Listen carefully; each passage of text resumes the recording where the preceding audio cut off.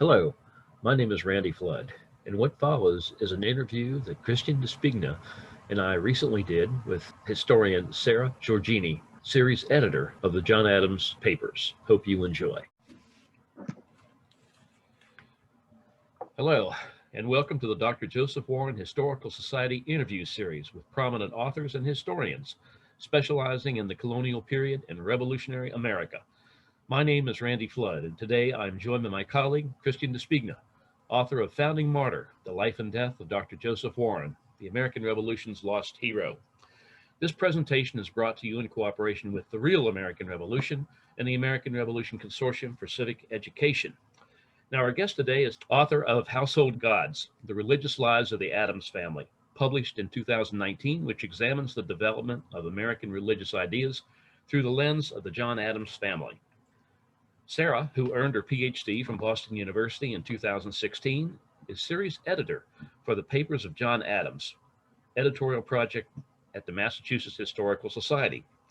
Now, committed to the preservation of and access to rare primary sources, she has worked on the selection, annotation, indexing, and book production of over a dozen scholarly editions drawn from the Adams Papers, published by Harvard University Press in 2009 to the present. Sara, thank you so much for joining us on the show. And Christian, the first question goes to you. Thanks, Randy. Sara, so pleased that you were able to join us today. I had about 100 questions I wanted to ask you, but we've managed to whittle it down to a few. But let me start by saying and asking, Household Gods, it covers 300 years of religion, history, and culture, both within the Adams family and the outside world influencing them. And I know there's something like 250,000 pages of Adams family archives just at MHS alone, which seems like a daunting undertaking. And I know you worked on the manuscript for over a decade.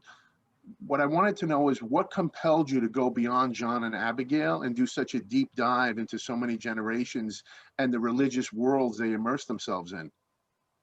Well, thank you both for having me. And may I say that this is a lovely, cozy way to spend a Boston nor'easter talking about the Adamses and Dr. Joseph Warren and everyone in between. So thank you so much for the invitation. That's a great question. Why would anyone take on a 300-year history of a family? Great question. The answer is we have the archives to do it. As you pointed out, we have 250,000 manuscript pages of the Adams family's letters, diaries, photographs, poetry, good and bad, that they offer us, and everything you can imagine, love letters, state secrets, you name it, it's in this archive and open for research. The second thing that I had in going into this project, lots of places to visit. So I tried to walk where the Adamses walked, whether it was their native Quincy, visiting the Adams National Historical Park in Quincy, Massachusetts, or if it meant researching where they lived in Boston, in London, in Paris. Really fun to kind of match up the manuscripts, the material culture, and the memories that they held.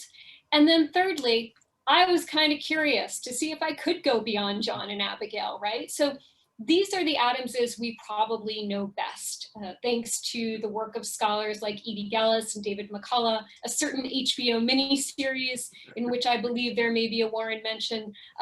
There's certainly plenty of memories that we have of John and Abigail and their incredible over 1,200 letters that they exchanged, and certainly given rise to some fun popular culture and some very impressive historical scholarship. But when I first encountered this project, it wasn't the project I planned to write for my PhD dissertation. And I think we often have that moment of aha in the archives where our questions change. So I was doing transcription. It was my first month in the Adams Papers. Transcription means you're rendering from the manuscript exactly all the stray commas and spelling quirks of the people that you're trying to understand the experience of. So I was transcribing John Adams' letter book. And I often think I came in on a very good year for a historian of religion. I came in on 1812, busy year if you rewind through American history. You have a lot going on in the domestic scene, on the foreign scene. And John Adams is retired. He's kind of cranky, as always. He's reassessing his role in the revolution.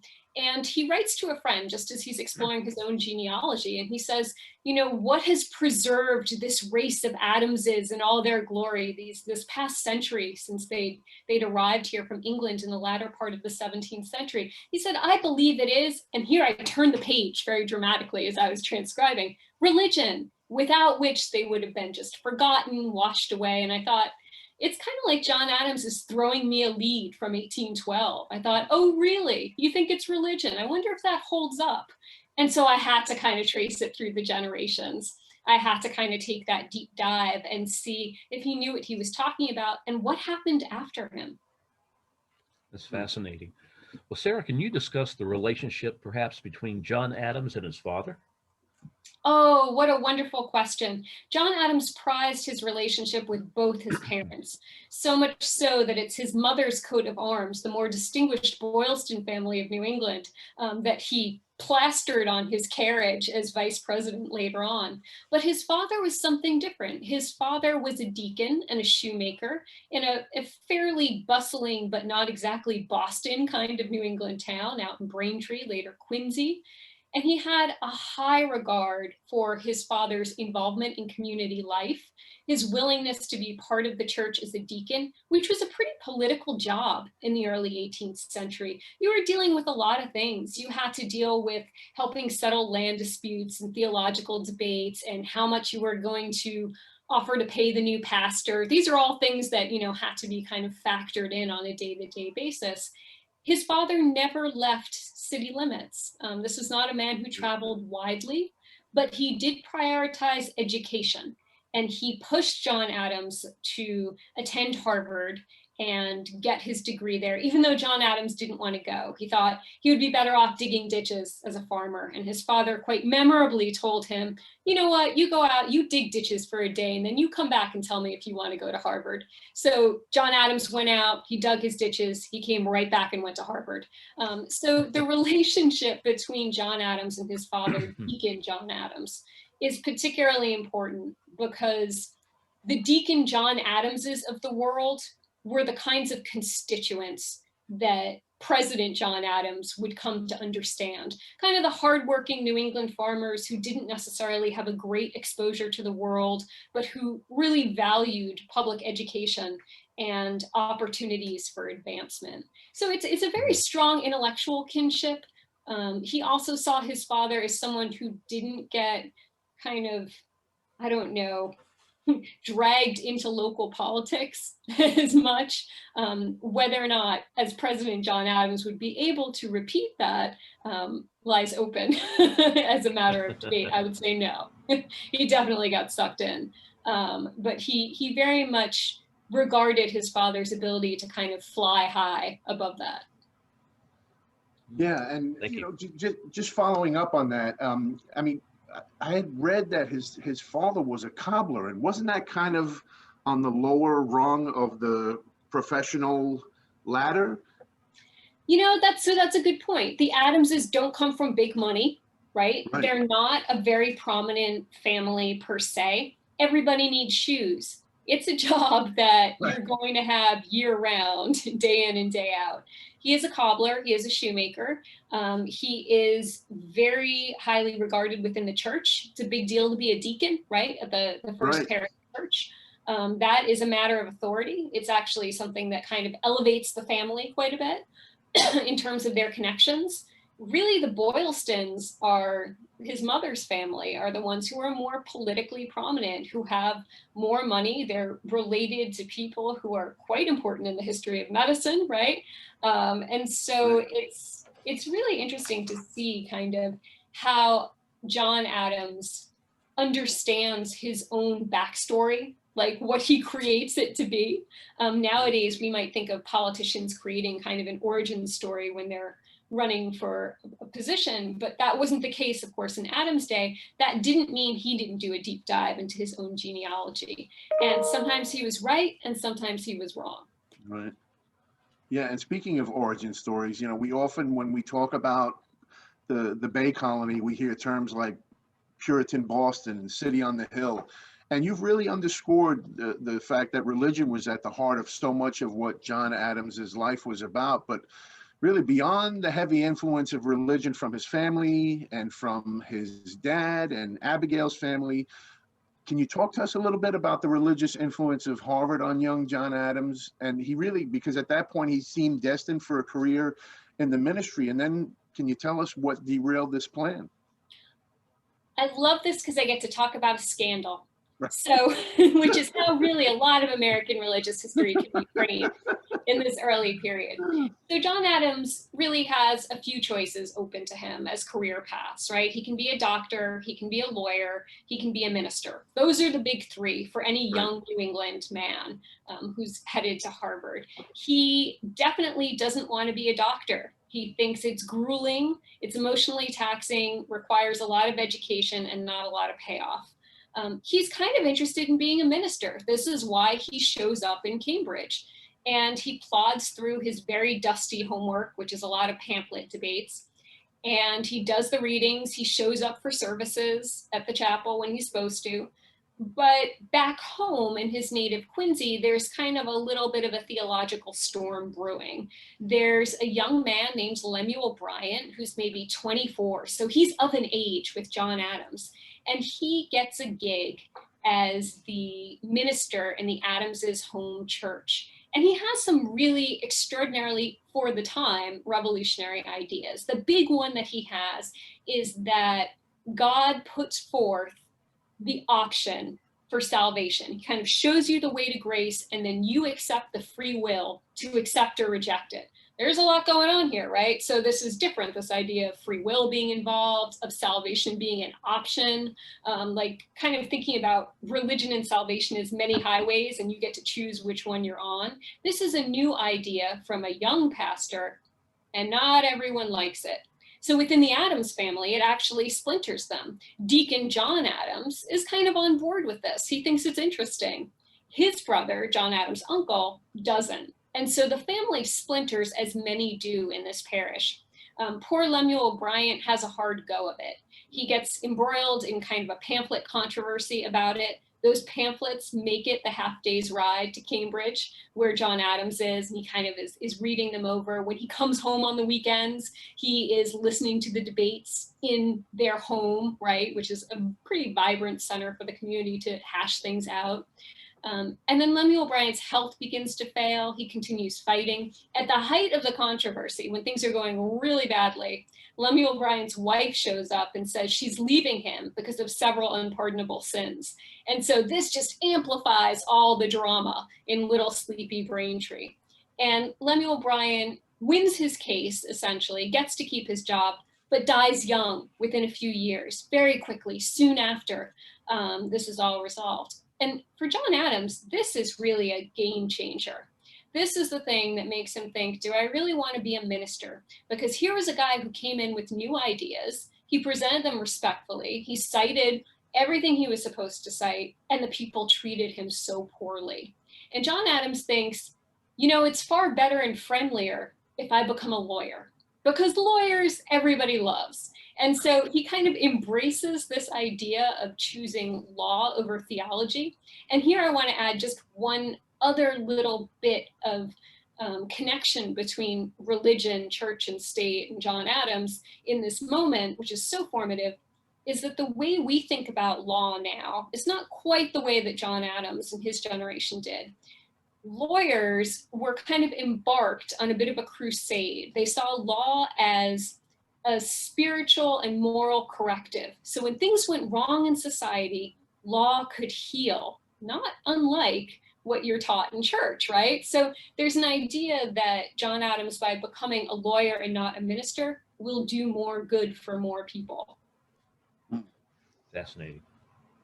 And well, this will now lead me into, since you've been speaking about how he didn't want to become a doctor, you know, we know that Warren and John Adams had a very, very close relationship, and they were friends, political associates, not to mention the doctor-patient relationship.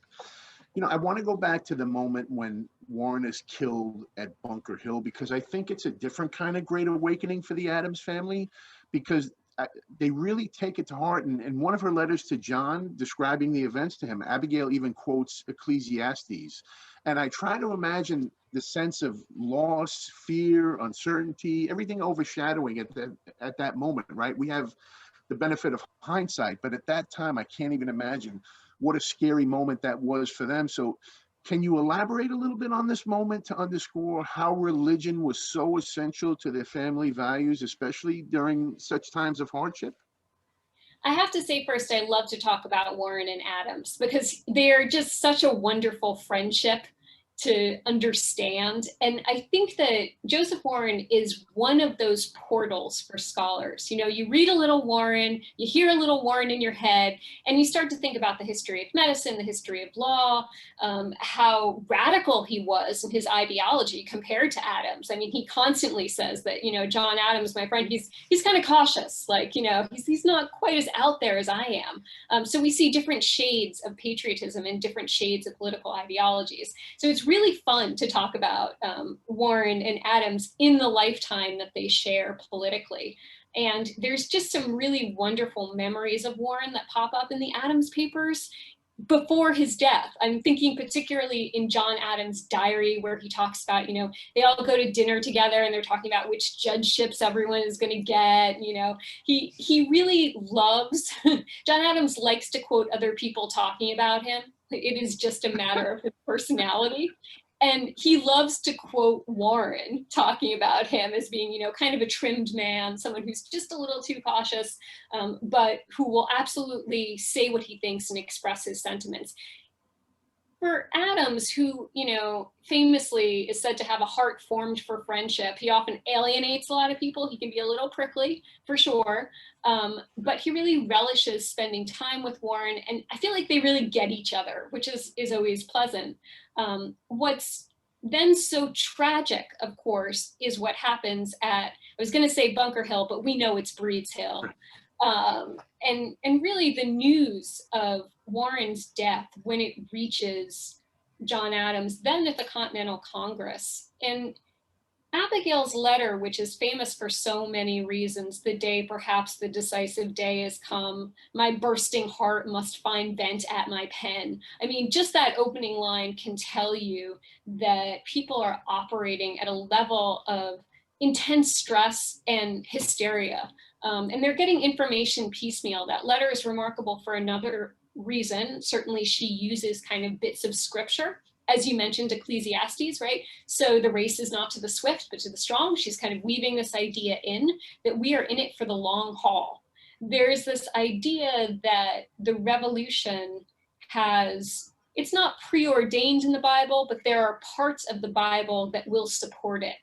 And for the Adamses, that's really important because the Bible is the one book they all read all the time. Doesn't mean they agree on it, but it does mean that it's the first thing they'll turn to, especially when they're apart. And the great kind of blessing of the Adamses always being apart so often, especially John and Abigail, is that we have all their letters, right? So it's a great treasure for historians when your favorite people are not in the same room. And she sends this letter telling him about Warren's death. I'm always struck that this is the first real personal loss that they suffer.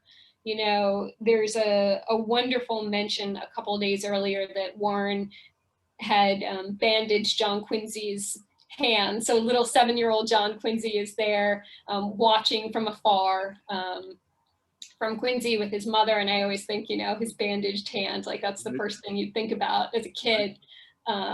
It's remarkable. He's the family physician, he's a family friend, but that news coming to Adams at a particularly critical moment when they're making decisions at the Continental Congress, I think it really fires him up. It really ignites him. Warren's death is important because of the choices that Warren made before and how well known they were, right? Commissioned as a general, goes in as a private, did not need to be where he was, absolutely chose to do it. And that's something that Adams respected. It was not his choice, obviously. He's fighting a different kind of a war in the Continental Congress. But it's the first time that they really lose someone in the family circle in all of this. And you don't forget that easily. And it does change your course and your determination. And I think that that's absolutely true. It's a very humanizing moment. And then in subsequent letters, as you pointed out, Abigail returns again and again to Warren's death, right? She talks about seeing the John Trumbull depiction of that painting very famously. She says, you know, my blood shivered. So it's something where she talks about him again and again, and there's a pining for him that goes throughout the letters of when you're grieving and you just miss someone so much, you have to talk about them all the time. And she says, you know, we wanted him in the Senate, we wanted him as a physician, we wanted him as this, and now he's gone. We hope there will be more in his room. And it's really remarkable how she reflects as well, I think. Yeah. What a great answer. Thank you. Thank you so much. Yeah.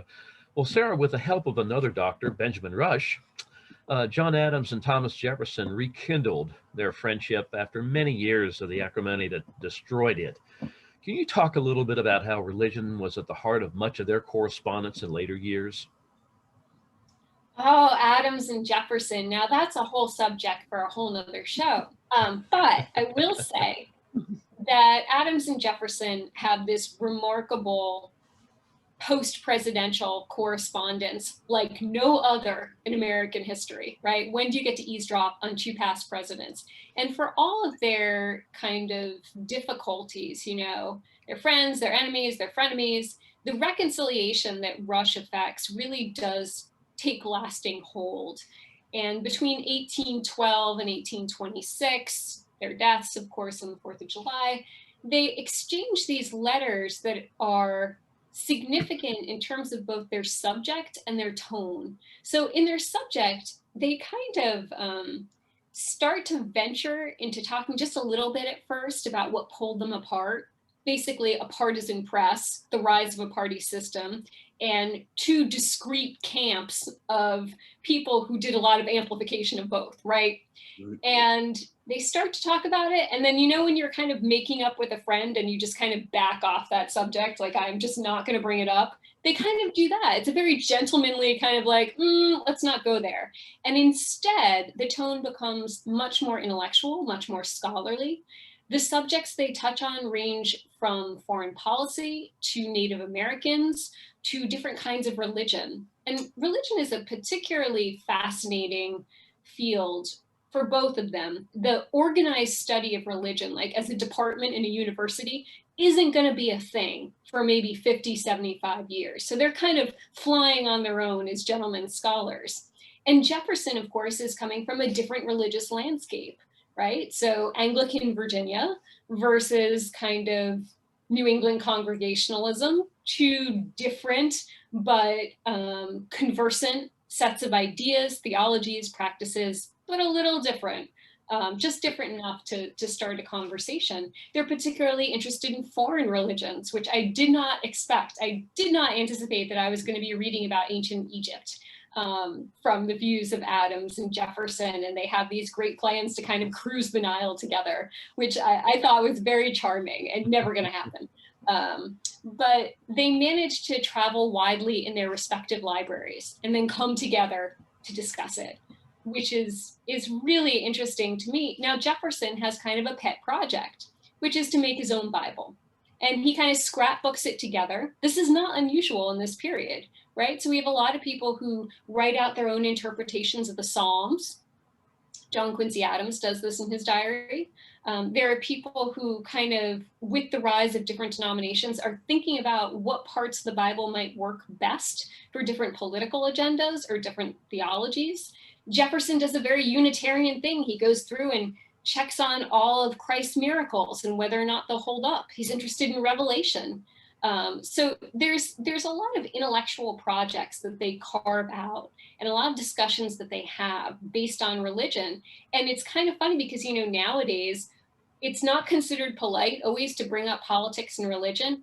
This is their favorite thing to do, bring up politics and religion. So it's really interesting to see how they use religion as a bridge, despite their very public political differences. Awesome, thank you. And I know you had mentioned that John Adams owns an 1806 copy of the Quran, and that I believe Jefferson did as well. Is that true? Yes. Okay. So that's something that's certainly interesting, is to see what religions are represented in their libraries. Certainly Christianity in many forms, certainly within that Catholic and Protestant theology. Certainly, they're really interested in Jewish theology. And the reason for that is, you know, a training in Judeo-Christian law that both of them have. So they're very interested in that. And then to a degree, they are interested in Islam. I mean, but that has really deep roots for Adams. I mean, remember that Adams and Jefferson, when they're in Europe in the 1780s, so John Adams is planted in London as the first American minister to Great Britain, and just a short boat ride away, we have Thomas Jefferson in Paris. They're also involved in finalizing and helping kind of coax through the process the Moroccan-American Treaty. They're involved in Barbary relations, very much so, when they're both presidents, and they have wildly different policies on how to do it.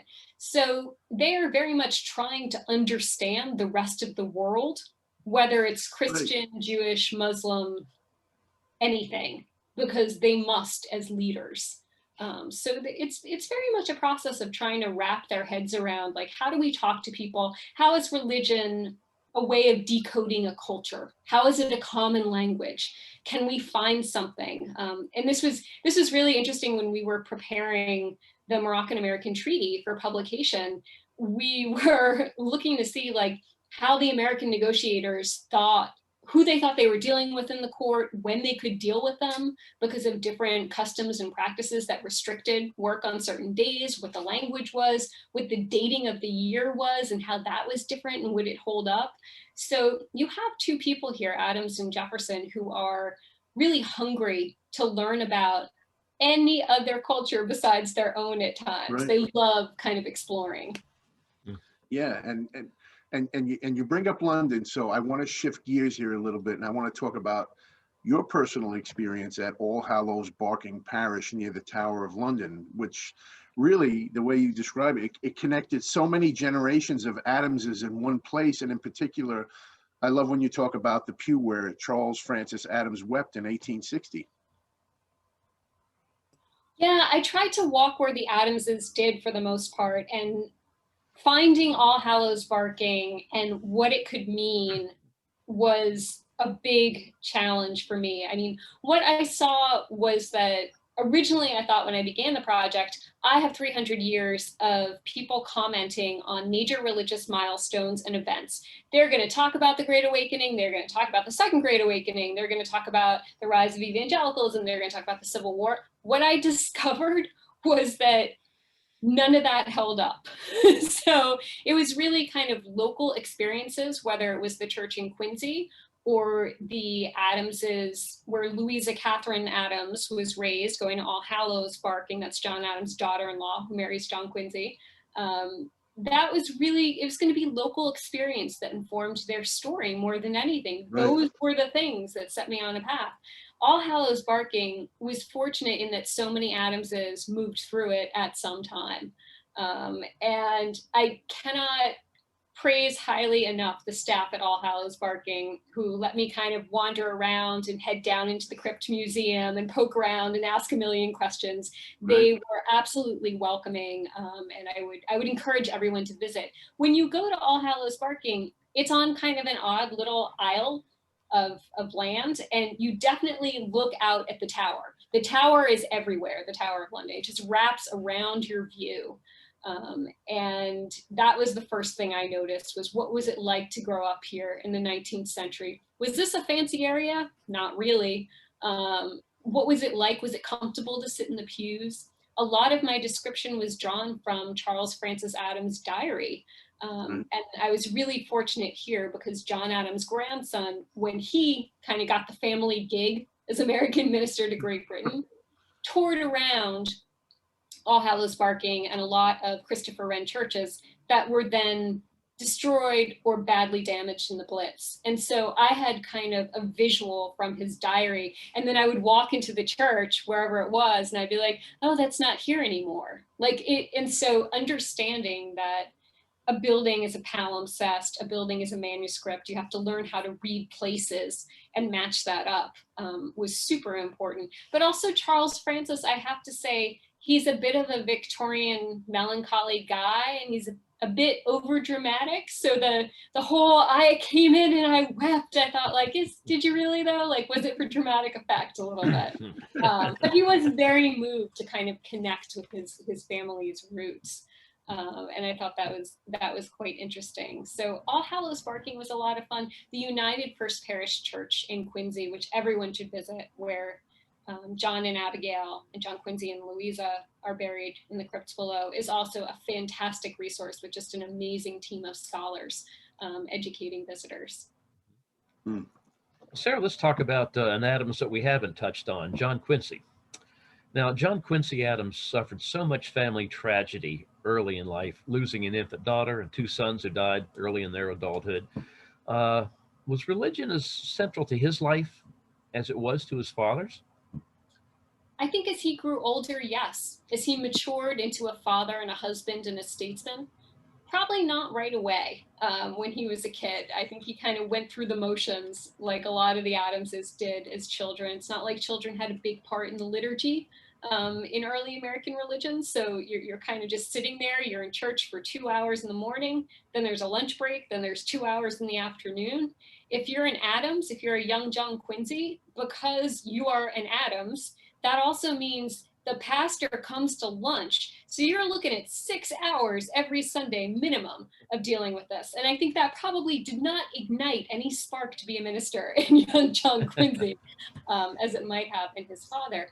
As he got older and he traveled, that kind of what I call a kind of cosmopolitan Christianity began to evolve in John Quincy Adams, or JQA, as we often call him very fondly in the Adams papers.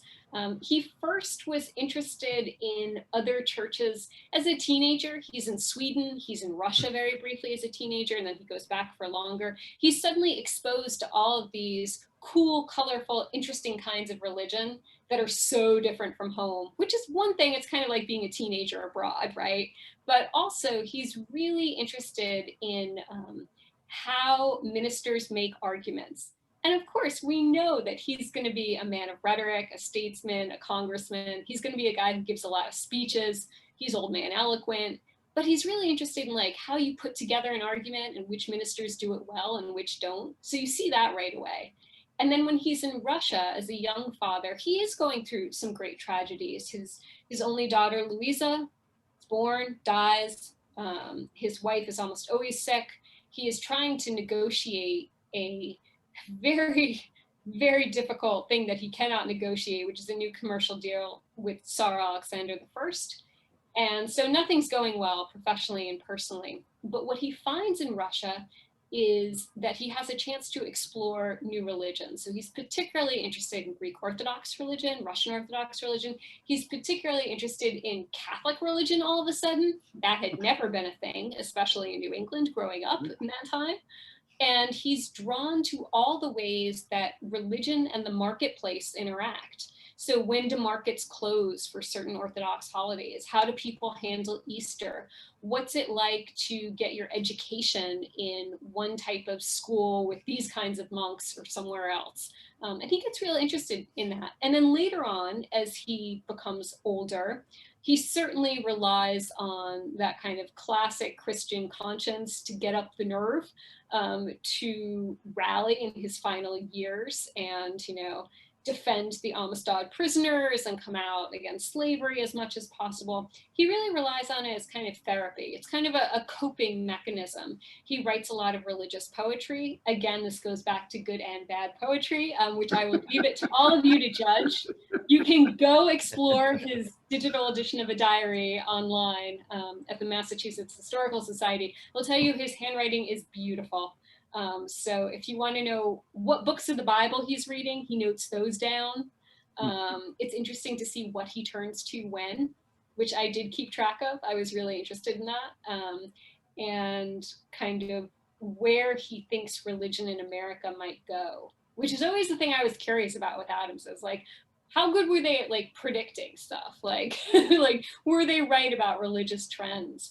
And with Adams, sometimes yes, sometimes no. His wife, Louisa Catherine, is equally fascinating because within Adams' library, you better bet that the husband and the wife in any generation both read the books. Fascinating. I guess last question I wanted to ask you, what's one of the things you hope that a reader of your book will take away with them? Well, I think that it's a great question. First off, the Adams papers are open for research. So I did a 300-year dive on one topic. Go for it. There's lots more to explore. That would be the first thing I'd say, which is we're here and we'd love to see what you come up with.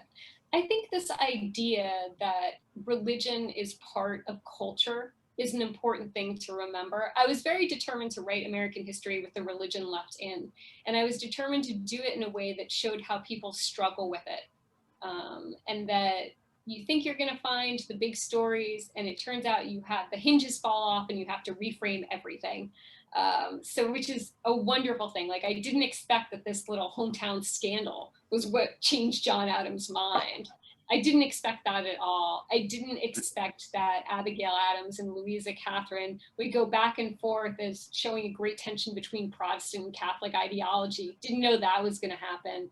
And I didn't know where the Adams family was going to end up. So I think when we write about religion in early America and we think about it as kind of a given, we shouldn't. So it's yet one more kind of voluntary association that people are engaged in, but it's also their cultural network, their intellectual outlet, kind of their safe haven. We should think about it as kind of a dynamic place. And I'd encourage everyone, finally, I've given you way too many answers to this excellent question because it's just firing the synapses. It's great. Keep going. Yeah. Dig into your family history if you can, because family history is just as important for intellectual and cultural historians as anything else as a methodology. It's so important to understand that when we think about religion, it's not something that happens within the walls of a church alone.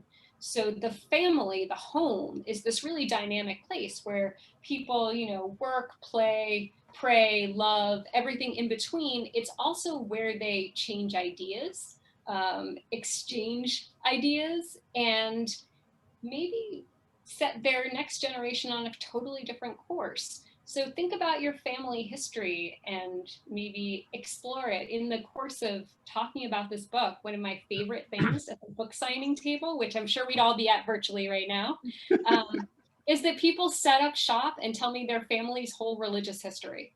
And I love it because it's not something that people naturally talk about sometimes. Right. And I think that once they realize that, oh, this was part of a bigger trend, or other people did this, or other people didn't, or one thing I learned was, I think that's just so critical to understanding kind of the larger frame and saga of the American story. So I missed that part, I have to say, during COVID, for good reason, I understand, but it's always a pleasure when people kind of set up and start telling you their family saga.